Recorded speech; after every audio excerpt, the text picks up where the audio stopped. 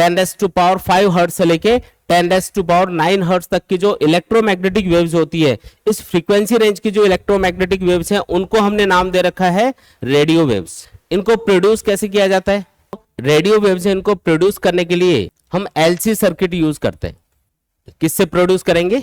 LC circuit से। LC circuit क्या होता है? एक इंडक्टर और एक कैपेसिटर को हम सीरीज में लगा देते हैं, तो ये जो सर्किट है इसको हम बोलते हैं एलसी सर्किट, और इससे हम अलग अलग फ्रीक्वेंसी की इलेक्ट्रोमैग्नेटिक वेव प्रोड्यूस कर सकते हैं।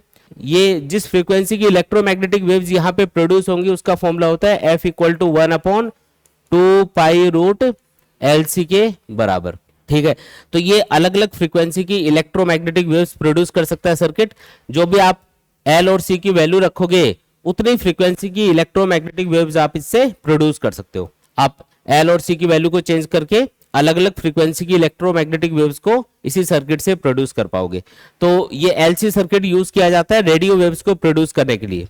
अब रेडियो वेव्स को हम डेली लाइफ में कहाँ पे यूज करते हैं, वो यूज भी आपको याद करने हैं। तो इनका यूज होता है मेनली इन कम्युनिकेशन। कहाँ पे यूज करेंगे? कम्युनिकेशन के अंदर यूज करेंगे। जैसे रेडियो कम्युनिकेशन हो गया, उसमें यूज करते हैं। इसके नाम में भी रेडियो वेव्स आ रहा है, तो याद करना भी आसान है। तो रेडियो जो कम्युनिकेशन होता है, रेडियो का सिग्नल ट्रांसमिट रिसीव किया जाता है, वो रेडियो वेव्स के थ्रू होता है। दूसरा, टीवी का जो सिग्नल है उसको ट्रांसमिट या रिसीव करने के लिए भी रेडियो वेव्स को यूज करते हैं। और तीसरा है मोबाइल कम्युनिकेशन।